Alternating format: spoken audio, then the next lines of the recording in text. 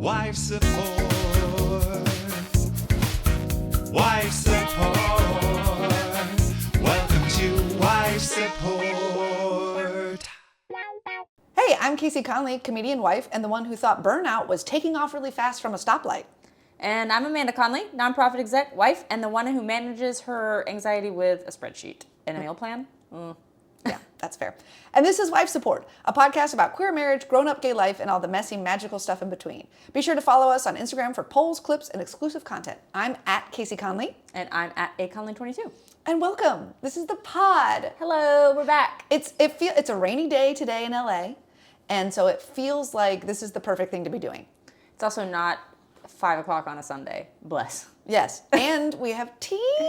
I made us tea. And what flavor is it? Because it's really good. It's blueberry pancake. Mm-hmm. And what's really cool is it's loose leaf. It is. It's from a really fun tea shop in my hometown in North Carolina. And I already texted my mom, was like, I'm out of tea. We need to go at the holidays. And I think she was really excited about that. Your mom gets a shout out for the tea. My mom gets a shout out for the tea set. It's true. I wish we could show it. Oh, wait. Here's if you're watching on YouTube or, yes, like a little teapot. Yeah. You got to say it. Tea. I'm a little teapot, short and stout. Oh, it's about Finn. Also, like, look, there's matching mugs. Aren't they cute? Mm-hmm. They're very cute. I love that we both immediately thought of Finn for the teapot. I mean, you don't get to be a short long for nothing. I know. We started calling him short long in Italy when we would notice they had a ton of short and long dogs. Like, dachshunds are apparently huge there. Yeah, I didn't know that, but they're everywhere, and I fawned over every single one of them that we saw. And we would just be like, short long, a short long. And now that's pretty much what we're saying to Finn. Yep. So yeah. Okay, well, I feel like we dove right into our dilly-dally. Yeah, let's do the quick business first. Oh, quick. Let's do business before play. Business before play. All right, business in the front, play in the back. We're doing it like a mullet. I mean, they are back in 2025. It's true. Okay. So the business is not really that business. It's just the winner of What's Gayer last week. We had counting, this was one I got to do. So it was counting boobs during an art museum tour versus matching outfits on a gondola, which I love to point out that we did both of those things. I will say I was the proponent of the boob counting at the museum tour. I just kept being like, there's more. Or like we'd walk through a room and I'd be like, did you find the boobs? So I definitely pushed that one forward. But then we did have matching outfits on our gondola ride. And I took off my jacket for that reason. Because we were taking pictures and video and I was like, we can't match. It's too much. I mean, whatever. It is what it is. Yeah. Well, to no one's surprise, the winner was matching outfits on a gondola. Listen, I'm just going to say, we both have good style. What are you going to do about that? Yeah. And we did also prepare for the trip together. So it was like, no wonder we had some similar clothing choices. That's legitimate. Also, I see your dog making his way to his toy bin. Oh my Because gosh. heaven forbid we record a podcast without his squeaky McSqueak face in the background. The thing is, nobody knows the extent to which it squeaks because I cut it out. I cut it out in post-production before we put it up. There are some times where he gets a few squeaks in before we were able to cut, but you see him like I can see him. He's getting ready. Yeah. You know what this is? This is revenge because he's probably heard us talking about his rain jacket that we're going to get him. Oh, maybe. Could be. But I mean, we're not typically the people who put clothes on the dog, with the exception of he does have this really cute sweatshirt that makes him look like a gym bro. I love it. I want you to put up the photo of him in the gym bro. Yeah, he looks very muscly. He does. He's got his justice out, and it's like cut off at the elbows like a Bill Belichick style. But his friend that he looks up to, Murphy, wears a raincoat, and it keeps his long hair dry. He looks so nice, and so we're just going to tell Finnegan that it's cool because Murphy wears one. Yeah, that's the goal. And that's hopefully he's gonna embrace it. But we're planning after we record this podcast to venture out into the rain to Petco to pick him out a rain jacket. Because the problem is we found some cute ones online, but Finn is a short long after all. And when we measured him, it's like every raincoat that's like a standard size is either too big around the chest or not long enough where it would fit around his chest and then it would only go like a halfway down his back. So we have to find something customized or something he can try on and that obviously fits. So we were even Googling, by the way, we did research like raincoats for corgis. I was like, maybe this will be the trick, but corgis are still broader in the chest. You know, he's his perfect little self. He's a special snowflake. Yeah. So we're gonna find him. I will post the Jim Bro sweatshirt, but hopefully by the time this drops, we'll also have drops, who am I right now? But by the time this goes live, we'll also have a raincoat for the little guy. Because the truth is, he won't really go out and go to the bathroom. No. And so the hope is if we could have a little raincoat with like a hood, maybe he would do better. He's a dainty little beast. I don't know. Well, okay, it's raining. We have an atmospheric river in Los Angeles. Which is just a like fancy, news term for it's going to rain for the next 5 days. 5 days. But Kaycee had a big show last night, and about 5 o'clock, when it was dark and rainy, she was like, man, I wish we could just stay in. And we have a birthday party we're supposed to go to tonight. And right now we're still planning to go. And I will check back in with us come 7 o'clock. It's funny because I make fun of the people that are like, it's raining, we can't go out. And then literally me yesterday, I was like, I'm headlining a show and I'm supposed to be super pumped about it. And I'm like, I want to just get under a blanket, watch a movie. I want to like make some soup, have a hot cocoa, just like warm liquids and movie. And it's not even that cold out. No. It's just not. The rain and yeah. But I did have the show and it was very fun and it went well. And I, I'm glad I got out there. And hopefully I'll feel that way after the birthday party tonight. That's the good news. We will make it. Yeah. I believe in us. Okay, also another fun update is the holidays are here officially. Yay! I think it's safe to finally say the holidays are here. We're planning to use this rainy weekend to decorate for Christmas, to fully embrace it all. It is my favorite time. So you had convinced me because we're leaving. We have our Christmas plans booked, and we're leaving a few days before Christmas. And so Amanda was all like, "Well, since we're leaving a few days, that's less days to enjoy our decor. And so shouldn't we put them up a little early?" And because we're not going to be here for Thanksgiving, because we're going to Saguaro National Park with our friends, exciting. And so we're not going to be here then either when we would normally be here enjoying the tree. So I'm just saying. Your logic was sound, and I agreed. Thank you. Also, I like a rainy weekend to do it. It seems like a good time to decorate. Yeah, we're not missing out on anything. We're just hanging out at home. No. And our last bit of dilly-dallying, I need to let you handle. Okay, it's a corrections corner.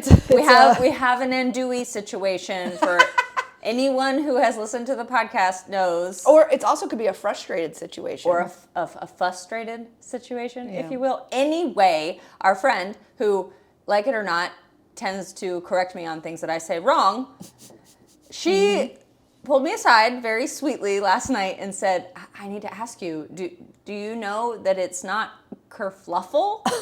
It's kerfuffle? And I said, I think I did know that, but I can't not say kerfluffle because we used to call Colby that.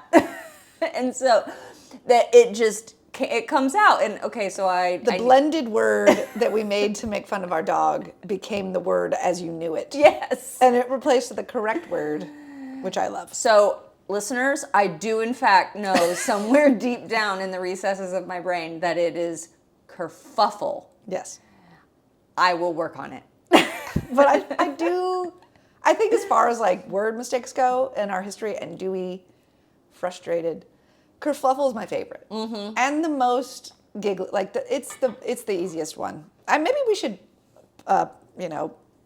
petition to change it because kerfluffle is more fun. Maybe. Anyway, that was fun. Yeah. Okay, well today we're talking about a kind of a serious topic. It is. This was Amanda's idea, which I fully supported. We're talking about mental health, in particular anxiety, which is something we've both dealt a lot with, especially over the last 5-ish years. Yeah, definitely the last, 5 years for me. Yeah, I think on some level I've been aware of it or had it most of my life, but something about those 30s where it really manifests.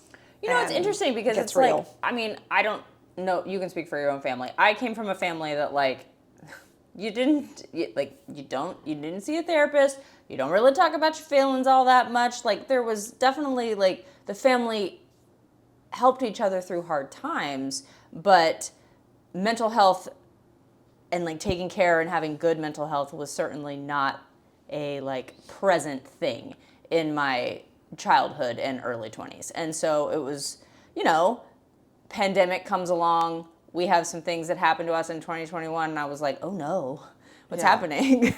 I think that's kind of the norm. It just wasn't as much in the zeitgeist. Mental health, I don't think it's any diss to our family or upbringing. It just wasn't out there and discussed as much. And I feel like I grew up with a really supportive, amazing family and close to my sisters, varying levels. We of course fought, we were sisters, but like varying levels of closeness throughout the years, and they're like feeling like they're there for me. And same with my parents. Like I always felt like I had supportive, present, good parents, but mental health was just not something we talked about. And so, yeah, I feel like in the last few years, and maybe it's the world on fire, as you wrote in the rundown. Maybe it's the state of things in our politics or climate change or like you said, with the pandemic or whatever, or even the part of our lives we're in. We both have aging parents that are starting to encounter some bigger health things. We've had health things ourselves. Exactly. We've had like physical health things that obviously weigh on your mental health. And so all of that kind of culminating, we've both been dealing with some stuff over the last few years that have led to us seeking mental health help. And I know you were kind of new to it, which I think is cool. I think that's like a unique perspective to share. To have like someone who was like, okay. I mean, I was new to it too, but I feel like I had been introduced to it. I helped get you into it, essentially. I think that that's definitely true. I would credit you with that. And also a couple of friends that we have that were very vocal about their mental health journeys. And that helped me kind of realize, oh, this doesn't have to be a like shameful thing. I can just like go take care of myself and get what I need. It's not shameful at all. And it doesn't, and it also isn't saying like anything's wrong or anything's broken or any of that. No. So a little backstory. So like we may have even talked about this a little bit, but when we moved back to LA, we were dealing with like, lots of life change happening. You had a new job. I had a new job. We were moving back to Los Angeles. Your dad was having some really serious health concerns. You tore your ACL. Our dog died, all within the span of like 2 or 3 months. Yeah. And shit really hit the fan for me in a way that like I didn't really recognize. And I think the biggest thing that made me realize it was, I don't know if you even remember this really, we went to Disneyland that year at Thanksgiving. Yeah, I remember this. And I had a panic attack walking into Disneyland. And I didn't know what it was. And you sat me down and you were just like, it's okay. You're having a panic attack. We're going to breathe through it. It's going to be okay. And we got through it. And that moment, I sort of like, after we talked about it a little bit and I was calmer, decided that I was going to try to find a therapist for the first time. Because clearly everything I was feeling was manifesting now physically. And the timing, which I think can like, a lot of people who aren't familiar with panic attacks, like don't realize, like we were literally just walking in for a like day off, no work, stresses are gone, just about to have a day in the happiest place on earth, right? Like ride rides, eat good food, have like be with each other.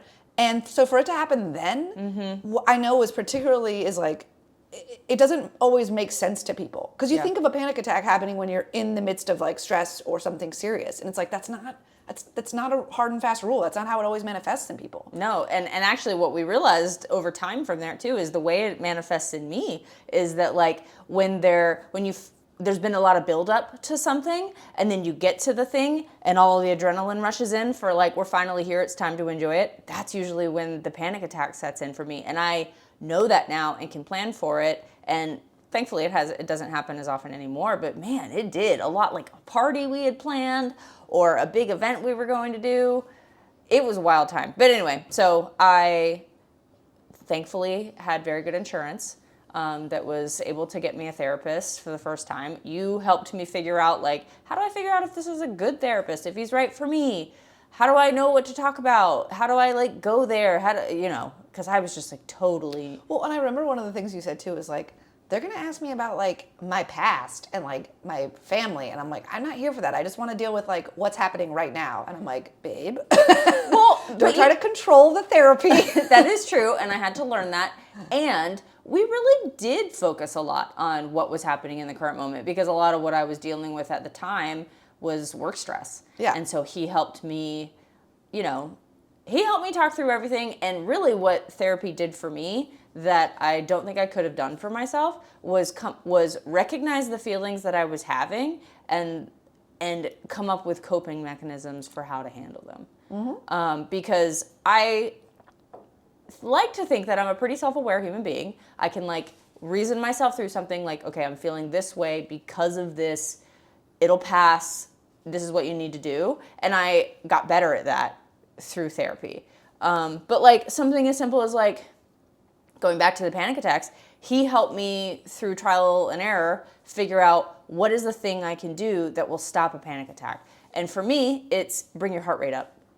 And so like he was like, when you feel like you have one coming on, do jumping jacks, run in place, do burpees, something to By the way, she's literally done those. I have. Yeah. Like and it works for me. Yeah. And so like that's And it's not saying it's a solution for everybody. no.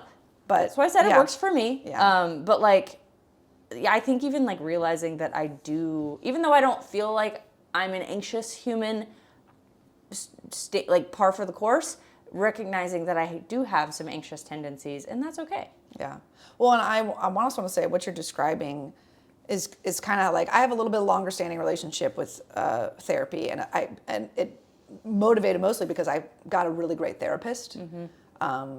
It wasn't always. I've definitely bounced around and had some bad ones too, and that's how I knew I had a great one when I found her. But what you're talking about, and which is like the style that I use, is called cognitive behavioral therapy. It's like I've got a term.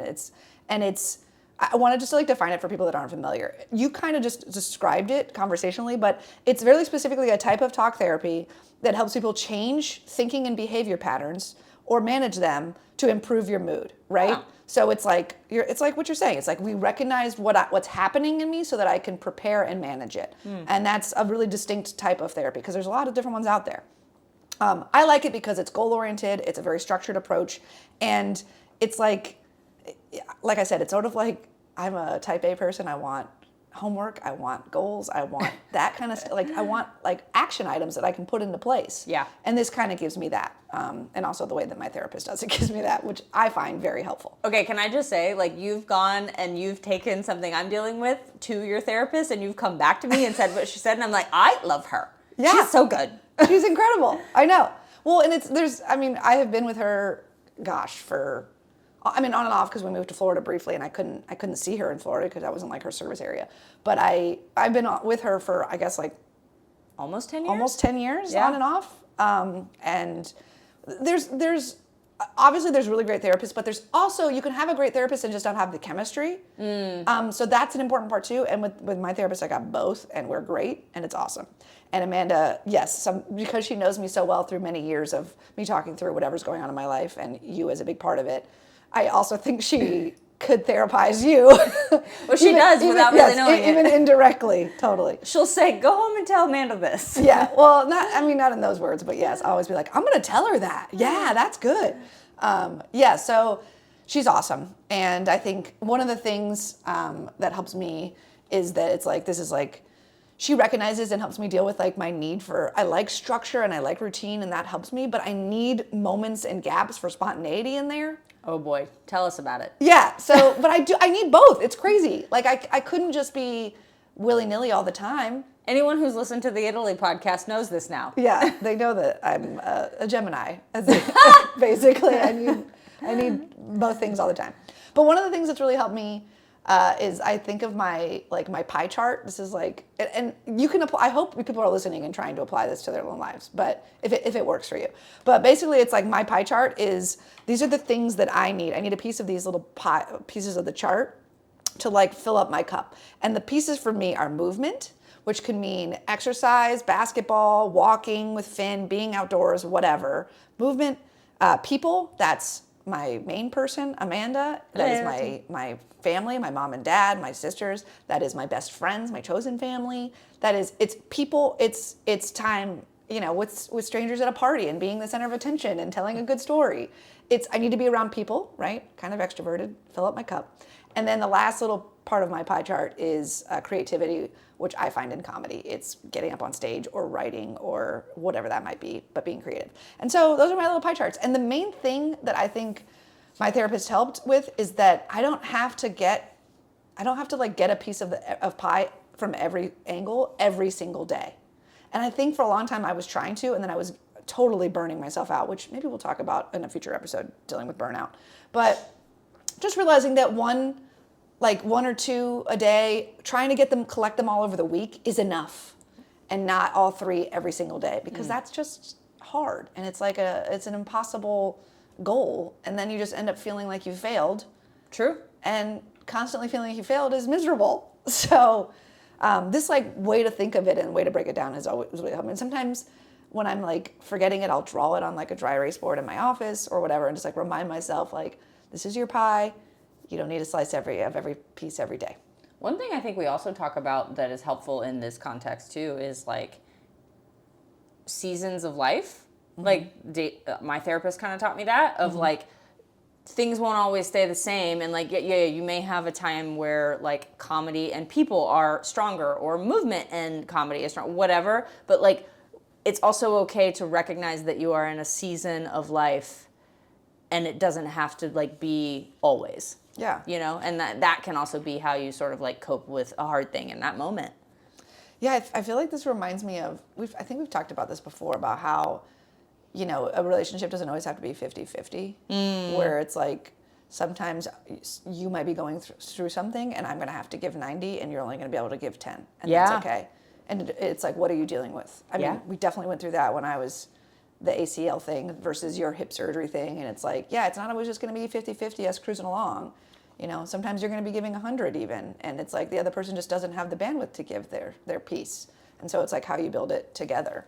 I would give you the shout out that this year I feel that you've been carrying the lion's share, because I've had a really tough year with parent health stuff, with my own job stuff, with, you know, being laid off early in the year and coping with that unemployment period and then trying to find the right job at the end. And like, you really like carried us this year. So thanks. You're going to make me cry. Oh boy, here we go again. But it's nice to hear that and feel like I'm contributing, because you've definitely carried me through before and done the same for some really hard times like you mentioned. So yeah, we're a team, you guys. Oh my God. Okay, I know, get it together. Back to the rundown. Okay, just take a sip of water. What do you think are some things that bring your anxiety to light right now, or have in the recent past? Well, I mean, I gotta say, I feel like, not to brag, I feel like I'm killing the game since we got back from Italy. The 2 weeks that we've been back.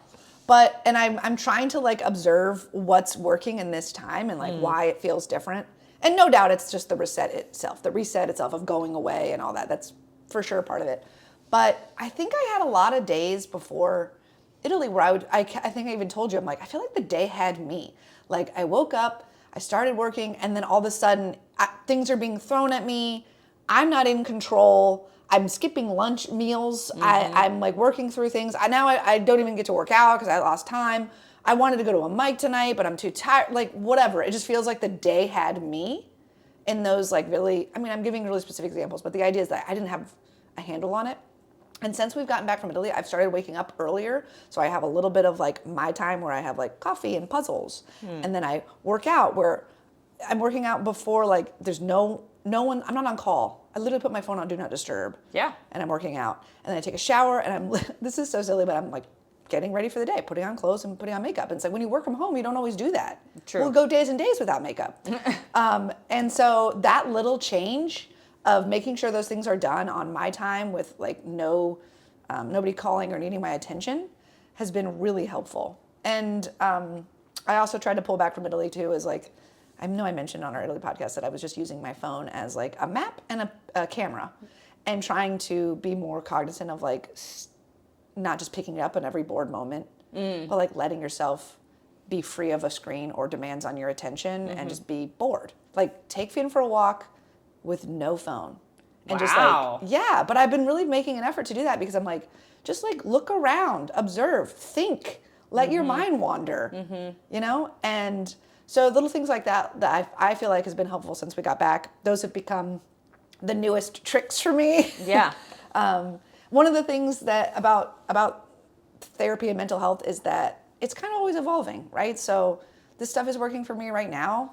I know we haven't really gotten into it, but I also think my hormones are a little bit better right now. I was just taking like this is a whole nother episode, but I've been having some things with my period and my cycle and things have been off. And I think I've got that stuff under control. And it is, I really think, making a huge difference. Hallelujah for good women's health. Yes. And physical health, what we're talking about here.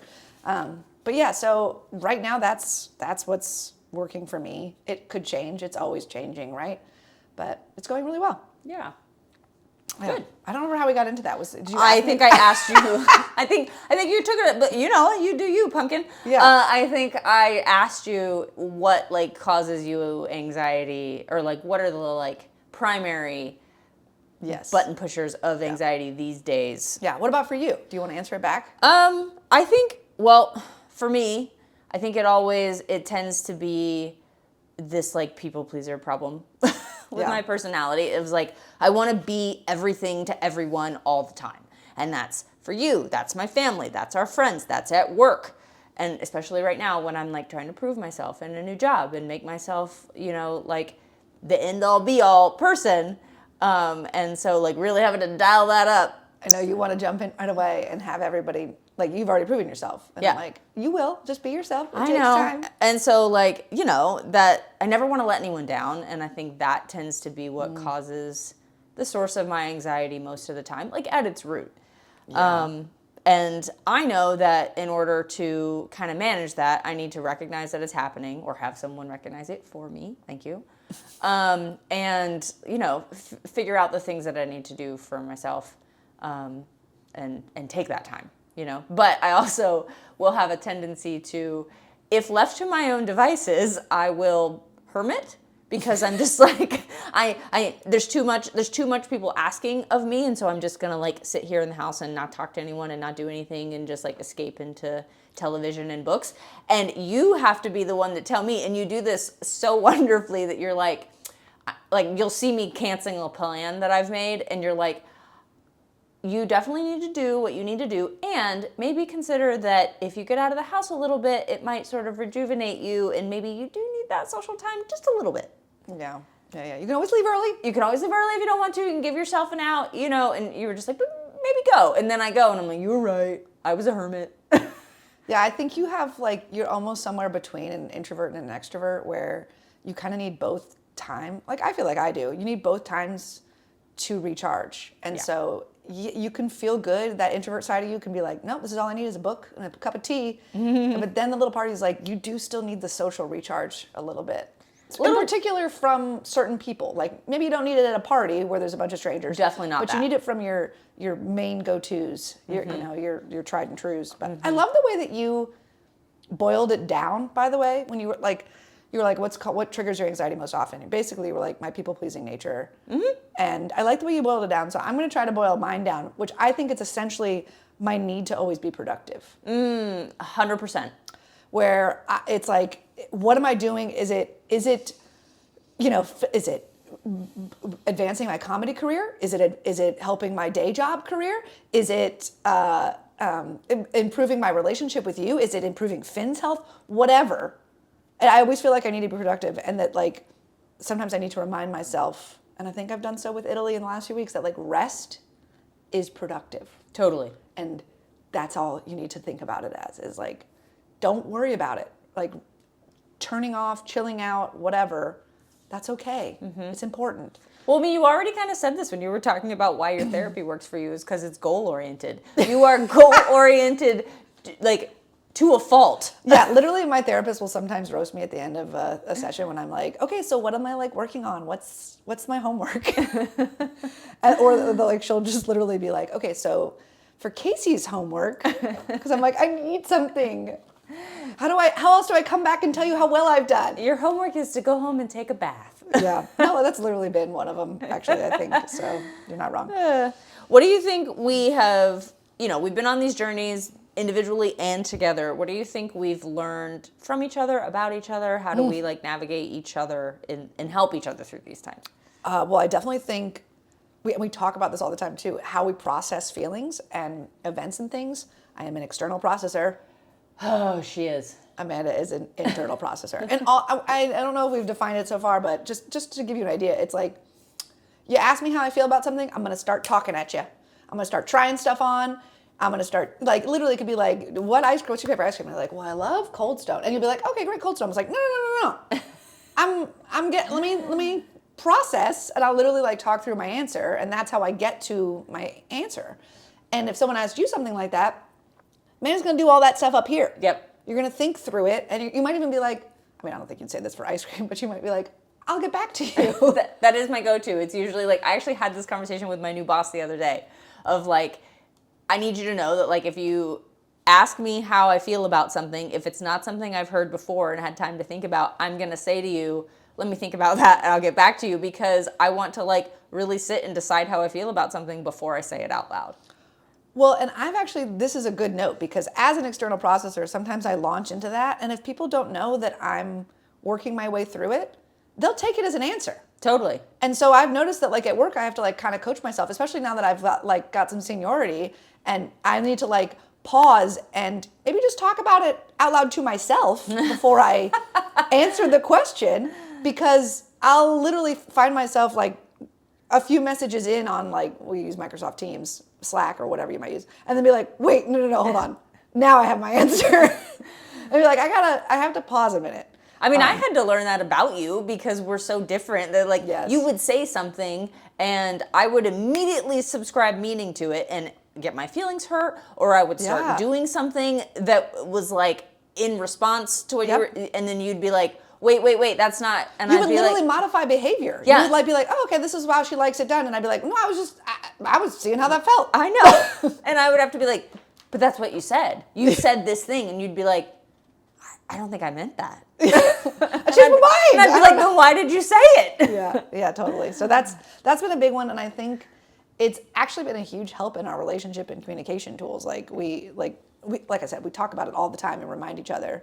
So it's big. Yeah. What about you? Well, something that I learned about myself, at least, is that I don't think I would have ever considered myself a control freak until the last couple of years. But I have realized in this kind of new journey of like, I have a little touch of anxiety, the way I manage the uncontrollable is through exercise and like meal planning, which Controlling the things you can control. Correct. And that really started in COVID, I think, because like couldn't control anything happening in the world. And I was just like, well, we're here, we're in the house. What can I control? I can control what I do with my body and what I put into it. Well, and it was literally the only thing we could do. It was like, you're stuck in the house and you were like, well, let's get fit. And I'm not saying that that's a healthy control mechanism.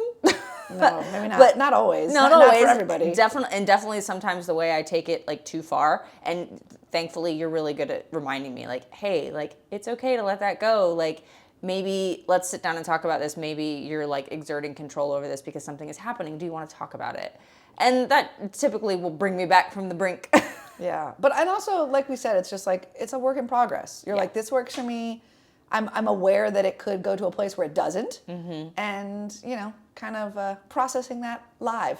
And it keeps me like doing it like on a having it on like some sort of like regular cadence. It keeps my body feeling good, which keeps me feeling good, which which allows me to process all the things coming at me all the time in a healthier way. I also can't complain about having this like the meal plan.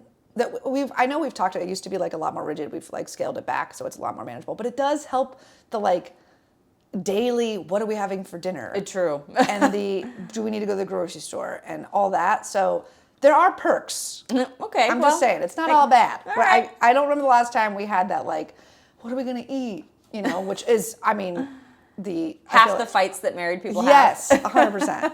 Which we had. I mean, we definitely had early on in our relationship, so it's not like we're unfamiliar. But yeah, it's really, it's great. And then I would say one last thing that I think realizing that like part of the productivity thing for me is like feeling like saying yes to everything. Like I don't enough. I'm practicing on it now. In fact, tonight we're not going to a basketball game. And I totally would have said yes to both. Yes, University of Southern California versus the University of South Carolina are playing a real USC game here in LA. Everyone watches women's sports. I'm wearing that shirt right now. Yes, it's a women's basketball game, and I was like stoked, wanted to go, but I had said we would go to this birthday party. And I knew if I say yes to the basketball game, I'm never gonna make it to the birthday party, or I'm going to be miserable having to go to the birthday party. Like, it'll be like trudging through, we're tired from the basketball thing, and I'm like just going because I'm obligated and I'm tired or whatever. And so one of the first times ever was like, I'm just going to say no to the basketball game.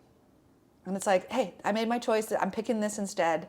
I've already committed to it, leave it. Instead of trying to do everything all at once and being totally exhausted. And I was like, this feels good, honestly. Growth. I know. I just have to keep doing it. So yeah, I think that's really helping is like remembering you can say no. Also, I think you've been a good help with this where it's like, think about what you have around it. Or like, I would just say yes to plans on like, oh yeah, Thursday, I can do it. I would look at Thursday, it's empty, yes. Without looking at like what we're doing Wednesday or Friday.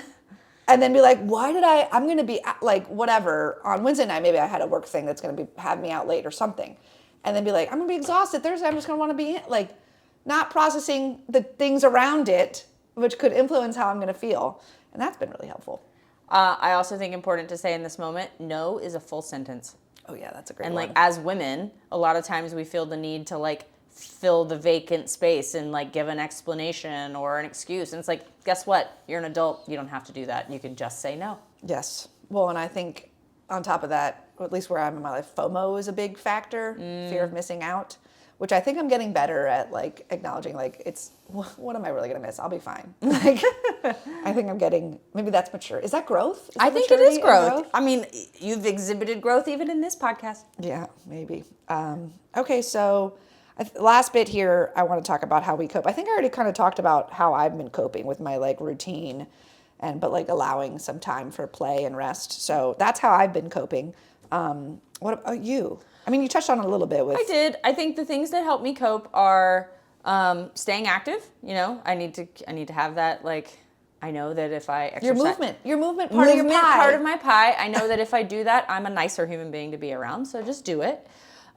Nature is really important to me. Like, actually was realizing last night that I have not hiked in months. And I probably should get out there. Probably good for me. Well, it does help that we live by the river and you have a nice river walk most days. That is true. I do get outside time. I just like haven't been in the wilderness. So thankfully this trip to Saguaro is coming at a nice time. Yes. I also escape into books. I've read 50 books this year. So wild, by the way. You had a goal. Didn't you? I don't remember what the number was, but you had a goal. The goal was 25. Crazy. You had a goal to read 25 books this year, and you're at 50, and it's November. Yeah. Unemployment, you know. Well, that's maybe a factor, but still incredible. Yeah. Really cool. And then I will also, I think the last thing is I will escape into television, but specifically if it's like a British crime drama or a period piece. Like I'm rewatching Downton Abbey when I need like to feel like I have a hug. Yeah. Yeah. Okay, well, we'd love to hear how you guys cope with your anxiety. And that is right, we are assuming you have it. So are you like me? Do you start 12 projects and finish none of them? Do you just hide under a blanket? Do you take a bath? Do you cry in the grocery store? How do you cope or maybe not cope? DM me at Kaycee Conlee. We might read it on a future episode with your permission. We could include or not include your name. Would love to hear your responses. I mean, you could also tell Amanda. Sometimes it's easier to talk to. So DM Amanda at aconley22. You can tell me. Yeah. Or you could just like, come hang out and then just like, I'll sit and I'll be like, how's it going? And you can tell me all your troubles. Yeah. I'm mature enough to admit you're the one that's easier to talk to. Aw. Now, if you want a good time and you want some laughs, come over here. If you want a silly pun, go talk to Kaycee. I'm here for your dad joke. Is it time? It is time. It's time. And you're hosting this time. It's time for What's More Gay. That's right. When Amanda hosts, it's What's More Gay. Yes. When I host it, it's What's Gayer. We live and Okay. learn. 2 options, 1 winner, 0 heterosexuals. That's right. This week's matchup. Are Look, you wait, ready? Hold on. See how it's blacked out on mine? This is a surprise for me. Here I we know. go. I think you're really going to like this one. Okay, go. Okay.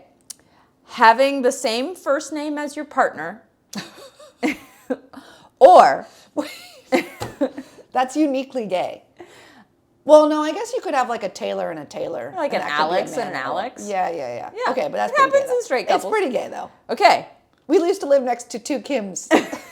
Kim and Kim. Okay. Having the same first name as your partner or having an opinion on who killed Jenny Schecter.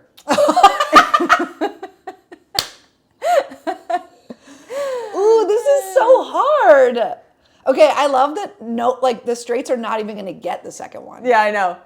I felt like I needed to lean in on that one, and it was really fun. It made me laugh when I wrote it, and so I was like, oh, that's going to get it. So just a quick for our allies and straight folks out there, Jenny Schecter is a character on a deeply gay lesbian specifically show called The L Word that was popular on Showtime back In the early 2000s. Yeah, like it was like one of the first shows I remember like pirating because I didn't have Showtime, but being like, oh my god, it's like big time drama. I mean, it was the first show that showed like There's like lesbian sex culture and nudity and culture. Yeah, Yes. in like mainstream media, and it is like for a millennial gay, it is queer canon. Yes, and for that reason, I have to go having an opinion on who killed Jenny Schecter. Okay, who killed Jenny Schecter?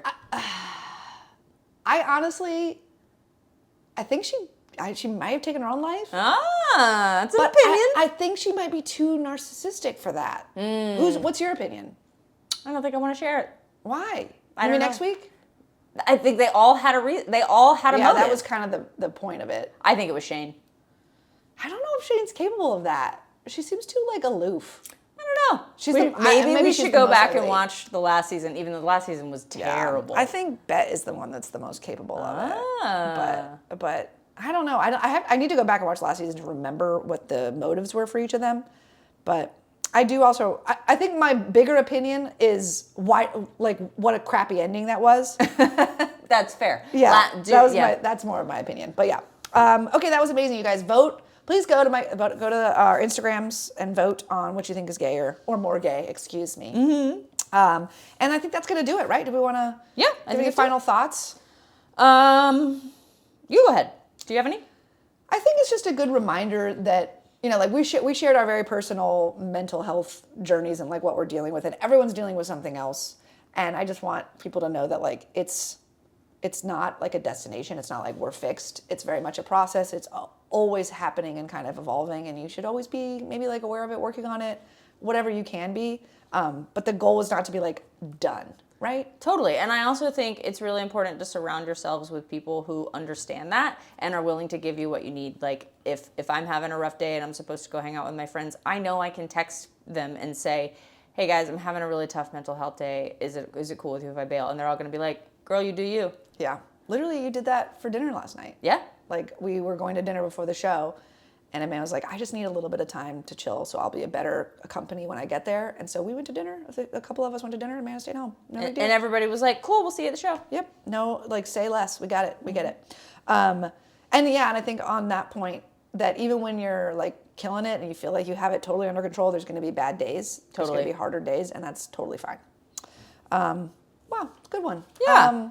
Well, if this episode made you feel seen or maybe called out or made you think about trying to find a therapist again or find a better therapist, listen, we get it. And share with your fellow anxious gays and straights. We would love to have them listen. And what I really want to do is make a name for our listeners so that they could be like, that in the episodes we can be like, bye, bras.